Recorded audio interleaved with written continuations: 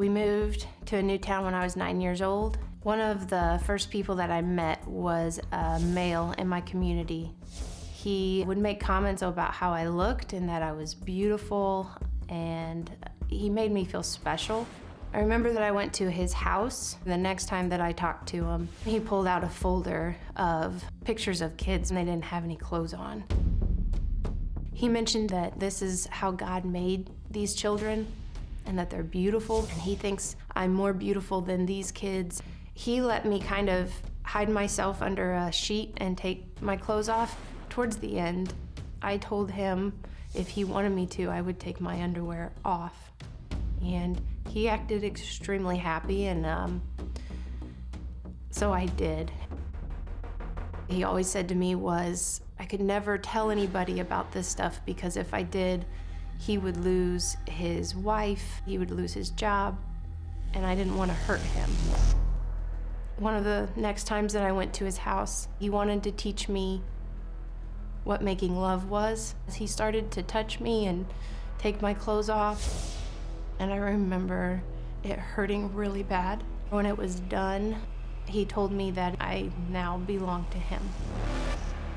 There was a point that when I went there, he had another guy there, and this time he was telling me I was supposed to make love to this guy. I was not okay with this at all, and he dragged me over to where his kitchen was, and he pulled out a knife and he told me, I will make love to this man. So I did what he said. We continued in this manner for about a year before things got even worse. I remember being taken to a small white house. He brought other men in, and it seemed like each one had a different fetish of some sort. They would tie me up to these poles to where I couldn't move. So a lot of the abuse that they did had a lot to do with scripture, and this was my purpose in life. One guy in particular, he would hurt me with crosses and would often even refer to himself as Jesus. They had people dress up as if they were God and would tell me that I needed to worship him in awful ways.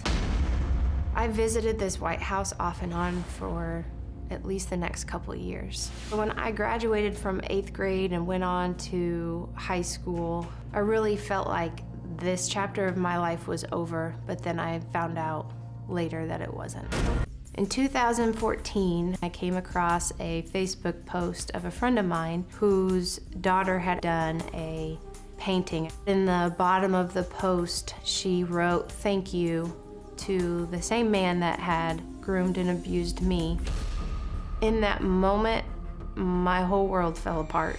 I remember immediately running to the bathroom and throwing up 6, 7 times that day, realizing I'm not the only one.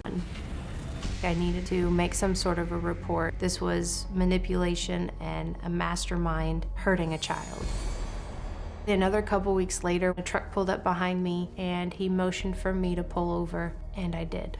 They had me get out of the car, and on the side of the road, they took turns raping me and kicking me and spitting on me and telling me that I'm ugly and disgusting and trash and that I'm not gonna talk ever again. And they left me there in the dirt on the side of the road and drove off. My husband told me we either need to press charges or we need to move. And so I was too scared to press charges, so we moved. Around June of 2015, he showed up at my house.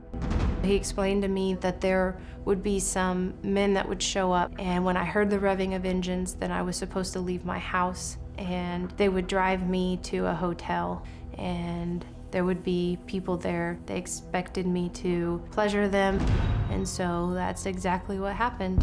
When the revving engines happened, I left the house. In my head, I was also to the point where I thought it was best for the safety of my family. This went on for at least another year. Probably 2 nights out of the week I would go, and I would often have to hide bruises and cuts and things from my husband. In 2018, there was an incident where a man showed up to my house and he broke through a window, and immediately a shadowy figure came towards me and beat the crap out of me and proceeded to take out a knife and carve the word trash into my stomach. These men have continued to harass me, harass my family with messages and with showing up, and occasionally hurting me as well. We have gone to the police multiple times about the assaults, and they believe that I am mentally ill and have made this all in my head. I've continued in this nightmare since I was 9 years old, and it continues until this day.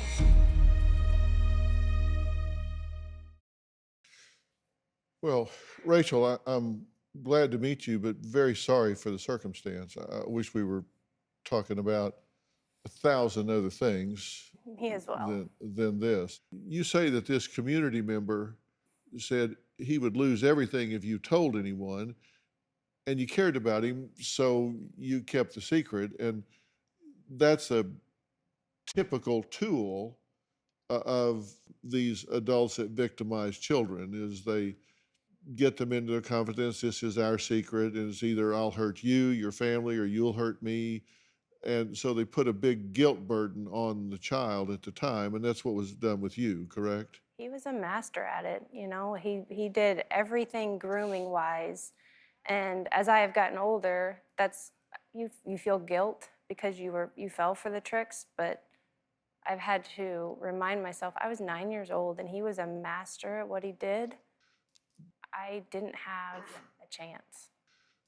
Not to short shrift or trivialize the things that happened as a child, but this didn't stop during childhood. This went on, and that's something that has to be dealt with as well. One of the things that people don't understand about trafficking is it's not just sex. I had one person say to me, "Do you just like sex?" It's not what this is. It's awful. It's sadistic. Like, you are tortured and hurt.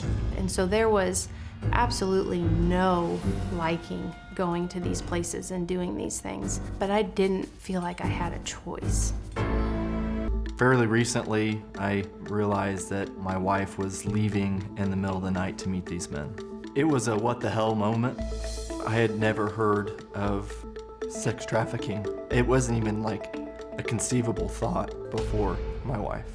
I didn't notice that she was spending as much time in the bedroom. She would leave after I would already be asleep. Rachel did a really good job of concealing things. She would wear sweatpants and sweatshirts and long sleeves in the middle of the summer. That concealed all those bruises. It's very disturbing for me to know that my wife feels dependent upon them. It's sick. I believe that these men are the darkest evil I've ever seen or probably will ever witness on this earth. I've had many instances where I wanted to show up and knock on their doorstep and take matters into my own hands, but I've got 4 children. I'm scared of what I'm gonna do. I started sleeping on the couch because I wanted to be the first line of defense if someone tried to come into our home. So I slept with a knife at some points.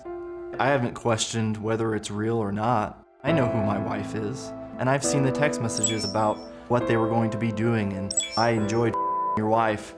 A local authority told us many times that this is something that we've watched too many movies and things like this aren't happening, and basically telling us that we're non-credible people. I'm looking for ways in order to keep my family safe, but also looking for help for my wife and these triggers that she deals with, because these men have control over my wife, even now. Well, Ben, good to meet you, and again, sorry for the circumstance. Yep. So I'm curious, have you ever been personally threatened? Have any of these men ever talked to you? I've received text messages from. But I mean, personally. I have not personally. Because text messaging can come from anywhere. Correct. We know that.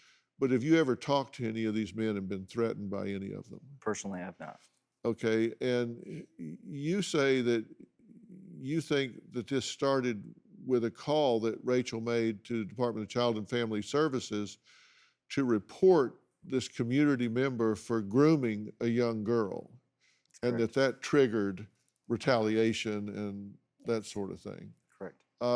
Now, you say that in June of 2015, Yeah. you were contacted by your original abuser, Mm-hmm. came to your house after you having moved how many times? At that point, too. Probably around. Two, Mhm. 3 times? Okay. It just showed up at your house? Mm-hmm. Just, Yeah. and there he stands. Yeah, I mean, he used a sad sob story of, I want out of this ring. I don't want to be a part of it anymore. But he said he needed a certain amount of money. He needed my help. And I still struggled with that. Okay, maybe he's made some mistakes. I have to do what he says.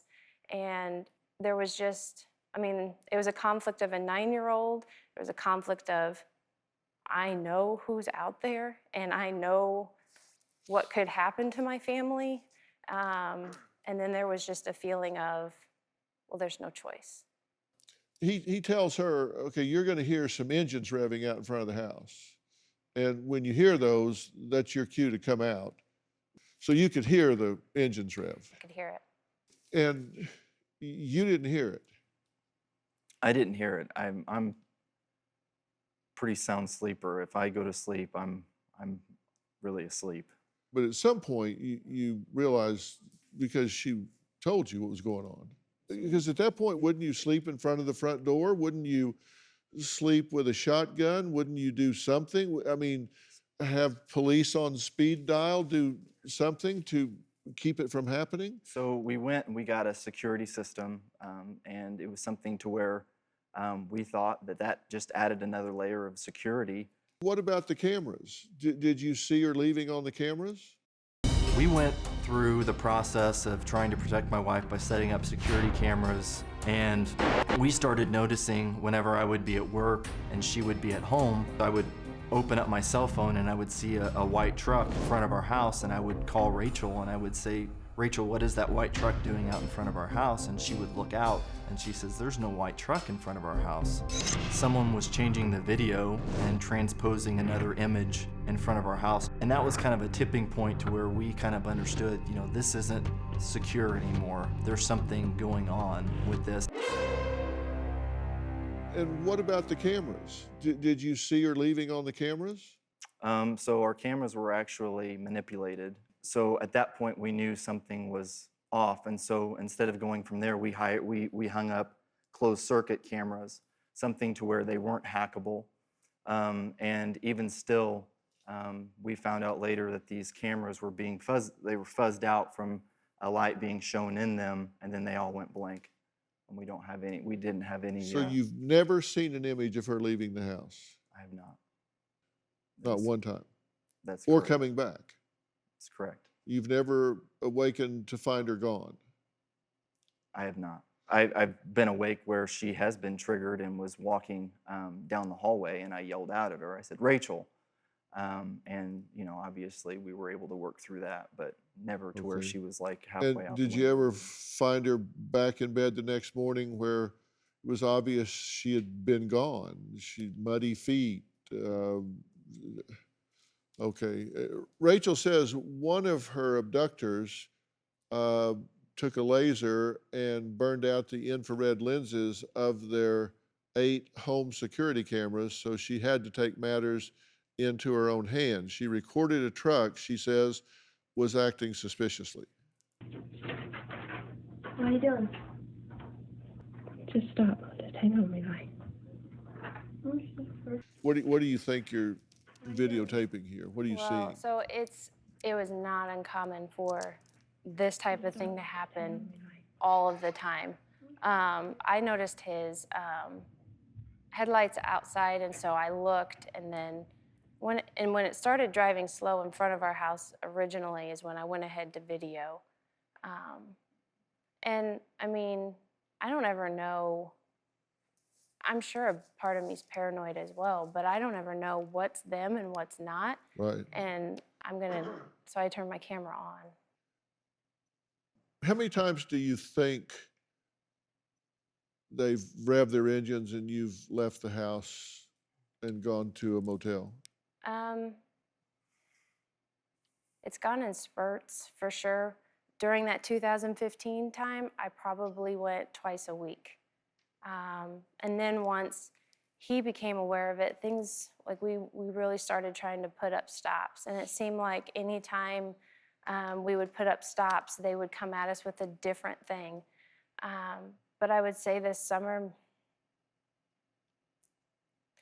maybe 4 times. But so part of the problem would be I wouldn't remember it. I would disassociate, but I would have marks on my body. And so I would try and figure out, okay, what the heck happened? So you're saying twice a week in spurts, so there'd be like 8 times a month, and then other times 4 times a month, and every time under your radar. Correct. So Never heard of coming back in. No. We would receive messages often that they seemed to know where I was and what I was doing, and we really didn't have any idea how that was possible. There was a point where I felt something hard under my skin on my leg, and we started to wonder, okay, maybe there's a tracking device of some sort. We had heard that that can be something traffickers do. And so one night I went ahead and cut it out myself. The doctor verified it was something that was not supposed to be in a person for sure.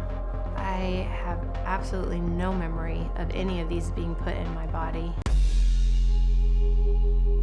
Well, Rachel's husband, Ben, says he's felt what could be a tracking device under his wife's skin, but never saw her physically remove it. Now, Rachel recently went to a doctor to get another device removed from her arm. Take a look.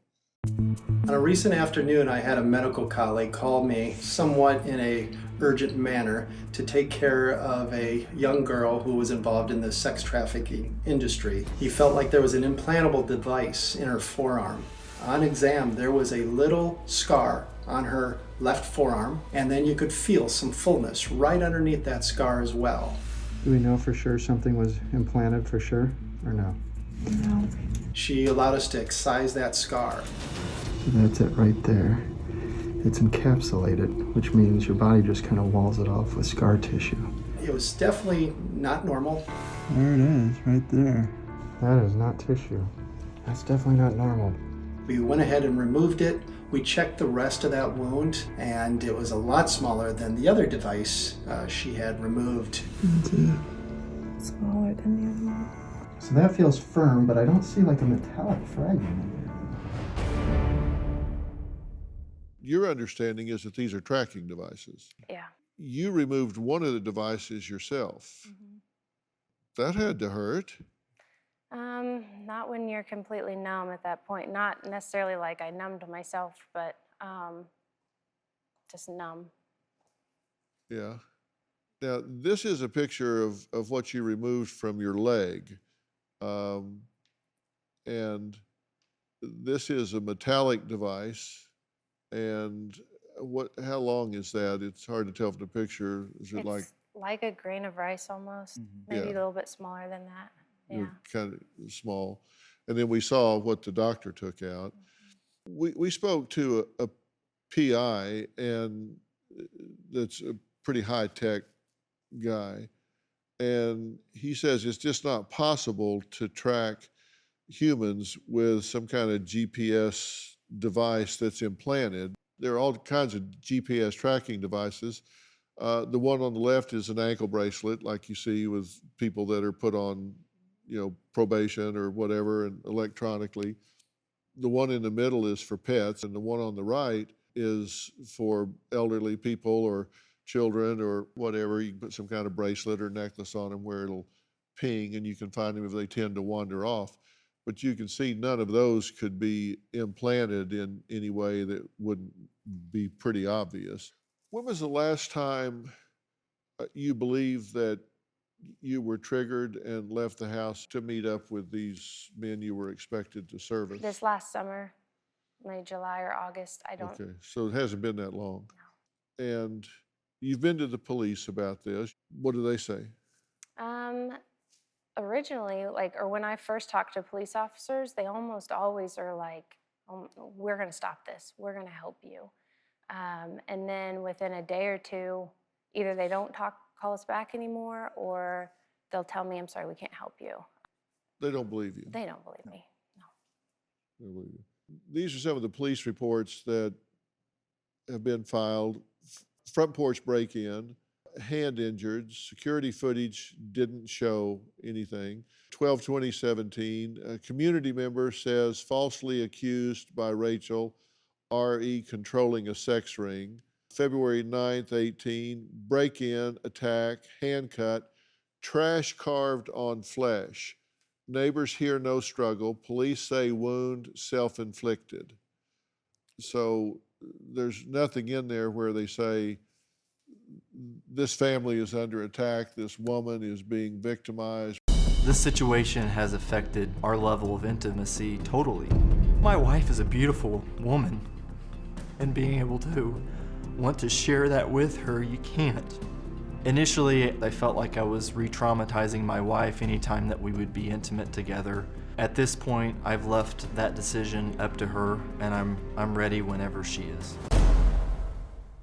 Rachel, you feel like the control, the power that has been wielded over you for so much time acts as you call a trigger, which puts you into an altered state of consciousness, and you do things without awareness, without conscious control, without conscious choice.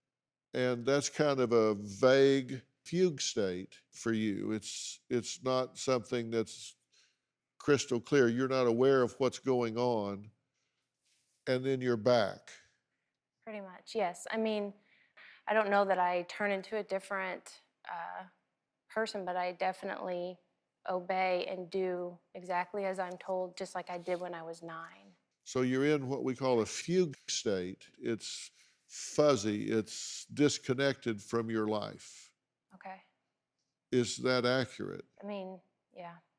You're not going over your daily schedule while you're there. No, there's no thoughts like that. And it's things, obviously, that I would never do. Of course. Okay.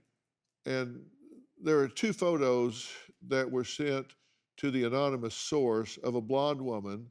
The friend thought it was Rachel, and Rachel thought one could be her as well. One was a BDM type photo, and the other looked like it was a sexual assault. We did search out those images. There are ways, if those images exist anywhere besides just in that person's possession, if they're anywhere digital, they have an electronic signature, and there are ways to find those images, and we did. Okay. And neither of the images was you. Okay. Anytime someone is entering a dissociative state, and people do this when they're under great stress or anxiety or being tortured or raped or whatever, they simply leave their consciousness and they go to a whole other world, a whole other awareness as a way to cope. And the fact that you are in that state, you really don't know what happened. Right. But there is the possibility that this is a very tortured reality in your mind, but not in the real world. It is a possibility that no one is revving their engine. You're not leaving the front door. You're not getting in this car. You're not going to a motel or another location, being violated and coming back home and getting in bed, but in a tortured, nightmarish existence brought on by things that clearly, in my view, happened to you in an earlier time in your life, is a reality that you're experiencing the same as if it did happen. And I understand that wholeheartedly, but I also, the things that other people have seen and it. For example, I took away all ways of communicating, the cell phone and things like that, all computer, internet, everything like that. And there were still messages coming through. Listen, I'm not saying this didn't happen. Correct. I'm saying you have to consider that the absence of objective corroborating information on your behalf in all of this time, you have to consider that this could be happening in a very tortured reality for her that doesn't make it any easier for her. Because let me tell you, for her, it's the same as if it is actually happening. And I'm not saying it's not. And I'm not saying it, for your experience, it doesn't really matter. Rachel, how do you feel about what I'm saying? Confused. I don't think I'm crazy, and I know you're not saying that. No, I'm not. But I mean, I see it in my head, and I remember things. What am I saying? That there's a chance that because of the trauma that I've had as a kid, that dissociative state could be putting things in my head that maybe aren't really there. I also don't rule out that you are being victimized by predators. I don't rule that out. I don't want you to rule my possibility out. I'll rule yours in, you rule mine in. Okay. And I want you to have some healing for what happened to you earlier. Those are open wounds that can change you.